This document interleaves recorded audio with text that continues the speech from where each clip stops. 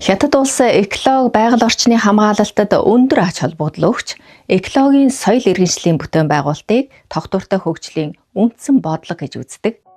Одоогийн байдлаар Хятад улсын экологи байгаль орчны салбар нь 30 гаруй хууль, захиргааны 100 гаруй дүрм, орон нутгийн 1000 гаруй дүрм журам, улсын экологи байгаль орчны стандартыг багтаасан тогтолцоог бүрдүүлсэн юм.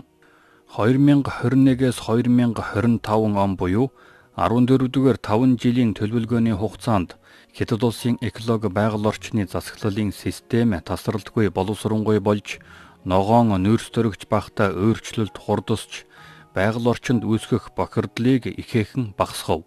Энэ хугацаанд экологи байгаль орчны засаглалын 24,000 төслийг хэрэгжүүлсэн.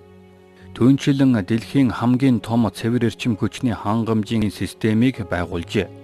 Тэгвэл энэ удаад экологи байгаль орчны хамгаалтын тухай хуулийн төслийг 14 дахь сонгуулийн бүх хятадын ардын төлөөлөгчдийн хурлын 4-р чуулганд хянан хэрэгжүүлэх гэж байна. Энэ нь хятадын байгаль орчны хамгаалалт нь хуульчлалын эрен үед орж байгааг харуулж байна. Энэхүү хуулийн төслийг эмгэтгсэн нь экологи байгаль орчны эрх зүйн тогтолцооны системчилсэн байдал, нэгдмэл байдал, уялдаа холбоог нэмэгдүүлэхэд тустай бөгөөд экологийн орчныг сайжруулах иргэдийн хүлээлтийг хангах зайлшгүй сонголт юм.